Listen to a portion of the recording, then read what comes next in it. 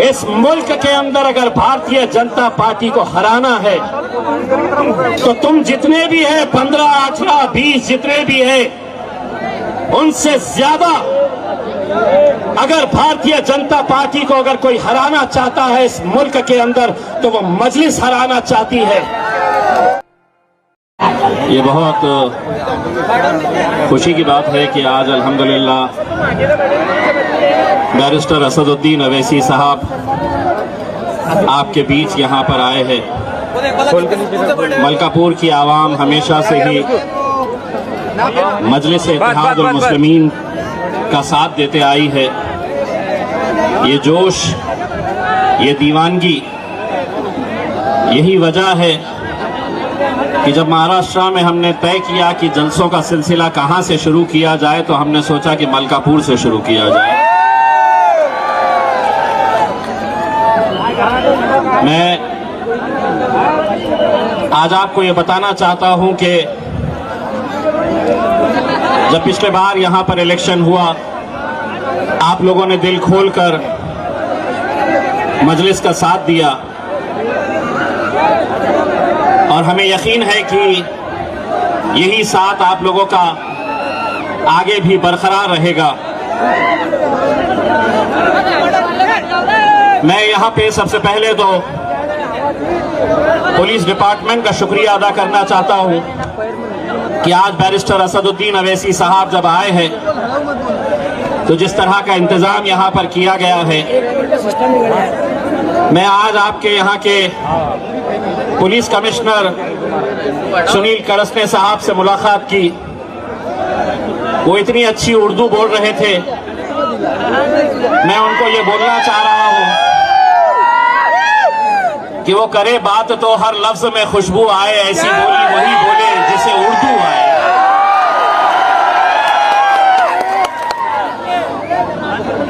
और आज हम आपके बीच में जो आए हैं वो अमन का, मोहब्बत का एक पैगाम लेकर आए हैं। महज 6 दिनों के बाद हम लोग बकरी ईद मनाने वाले हैं।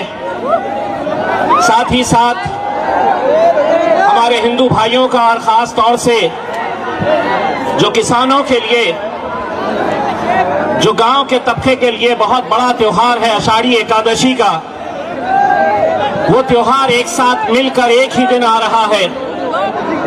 और ये इसी मुल्क की खूबसूरती है कि हम अलग अलग जाति, अलग अलग धर्म, अलग अलग मजहब से ताल्लुक रखते हैं, लेकिन बड़ी खूबसूरती के साथ हम हर त्योहार को मनाते हैं। इसीलिए मैं आप लोगों से ये गुजारिश करने के लिए आया हूं, जो नौजवान लड़के सामने खड़े हैं अगर वो बैठ जाए तो मजा आने वाला है, क्योंकि असद भाई आपको बहुत देकर जाने वाले हैं। बैठ जाइए, जो जहां पर है बैठ जाइए, और जो खड़ा है तो सिर्फ पीठ के ऊपर, कांधे के ऊपर ना खड़े हो जाए, नीचे खड़े हो जाए। तो हम यही आपके बीच में पैगाम लेकर आए हैं। मेरे भाइयों, आज जब बैरिस्टर असदुद्दीन अवैसी साहब औरंगाबाद तशरीफ लाए तो मीडिया वालों ने उनसे सवाल किया कि कल जो बिहार में पटना के अंदर तमाम राजनीतिक दल एक साथ मिलकर आए और उन्होंने ये ऐलान किया कि हम एक साथ मिलकर आए हैं, इसलिए आए हैं कि हम भारतीय जनता पार्टी को हराना चाहते हैं।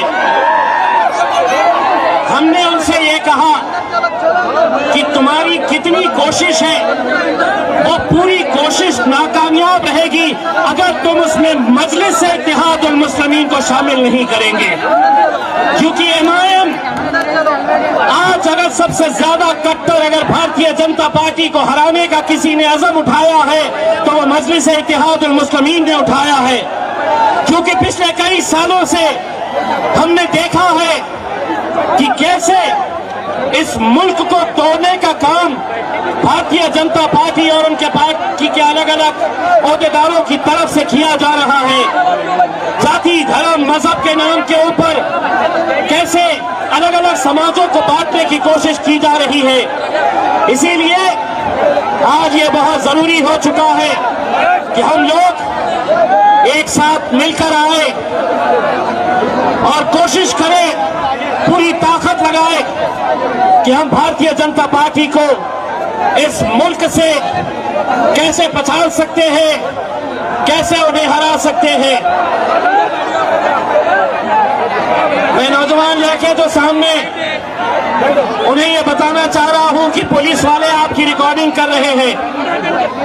इसीलिए आज ये आपकी जिम्मेदारी है कि आपका कायद बैरिस्टर असदुद्दीन अवैसी साहब आपके बीच में आए हैं। अगर आप ऐसे ही हुल्लड़बाजी करते रहेंगे तो शायद दोबारा हमें यहां पर आने के लिए सोचना पड़ेगा। जो व्हाइट शर्ट के अंदर साहब कंधे के ऊपर चढ़े हुए हैं, आप नीचे आ जाएं।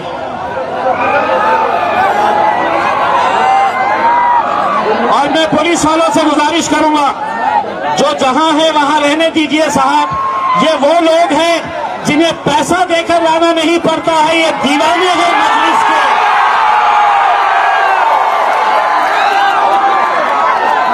ये अपने खायद बैरिस्टर असदुद्दीन अवैसी साहब की एक झलक देखने के लिए यहां से 50 किलोमीटर दूर मोटरसाइकिलों के ऊपर आ गए थे।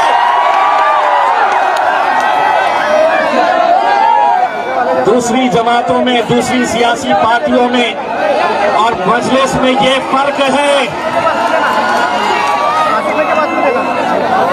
कि दूसरों को ऐसी महफिल सजाने के लिए गाड़ियां भेजना पड़ता है।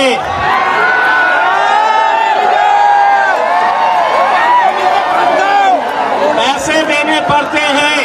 सिर्फ मजलिस एक ऐसी जमात है जो सिर्फ बैरिस्टर असदुद्दीन अवैसी साहब का नाम आता है और देख लो क्या नजारा देखने को मिलता है। बहुत तकलीफ होगी आज के दिन, मुझे भी मालूम है। आज रात में कईयों की नींद उड़ने वाली है। बोलेंगे यार, हम इतनी मेहनत करते हैं इनको पटाने की, लेकिन ये हैदराबाद से शेरवानी आ जाती है और हमारी पूरी परेशानी वहीं से शुरू हो जाती है। और होना भी चाहिए, क्योंकि तुम में और हम में ये फर्क है कि हमने ये ऐलान किया है कि हमारी आवाम के बीच में से हम अब अगर भेजेंगे तो लोकसभा के अंदर हमारा नुमाइंदा जाएगा, विधानसभा में अगर जाना है तो हमारा नुमाइंदा जाएगा। तुमने हमें सिर्फ मोहर बना के रख दिए थे। क्या काम? तो नेताजी आ रहे हैं एयरपोर्ट पे तो फूल का गुलदस्ता लेके जाना है, फोटो खिंचाना है और उसी में खुश।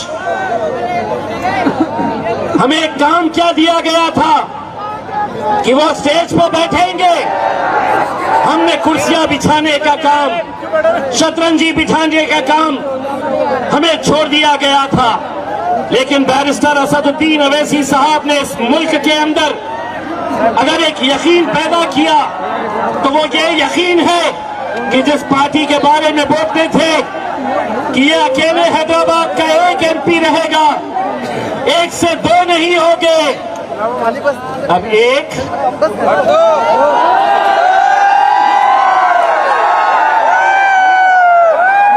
दो।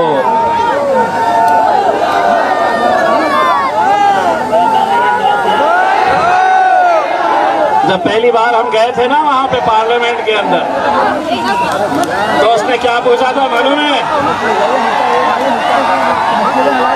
उसने क्या पूछा था छोटे वाले से?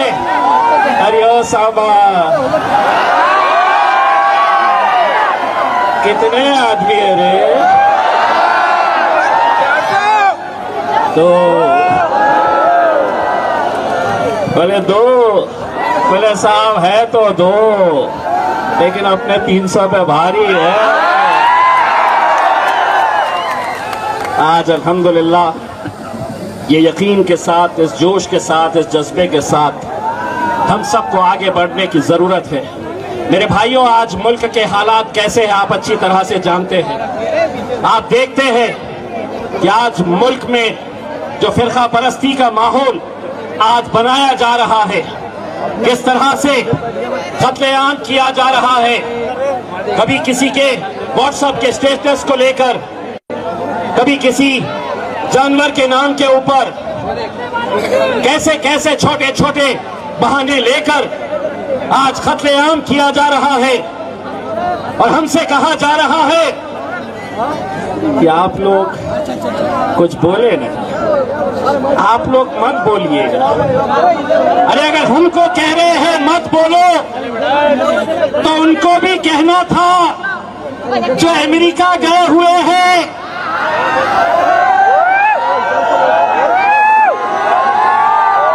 समझ गए मित्रों?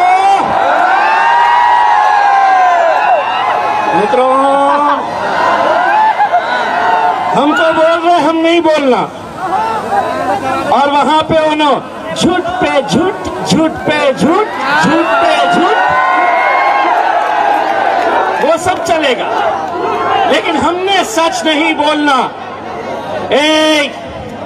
एक कान खोल के सुन लो, अपन कोई कांग्रेस और राष्ट्रवादी वाले नहीं है कि तुम जैसा बोलेंगे वैसा सुनेंगे।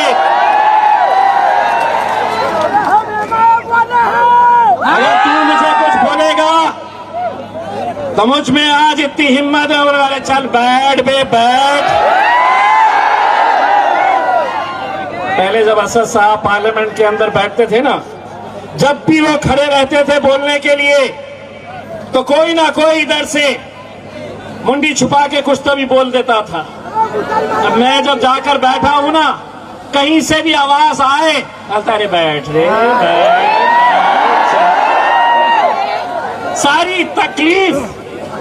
सारी तकलीफ यही है कि बोले हम इतने, अरे हटाए। और ये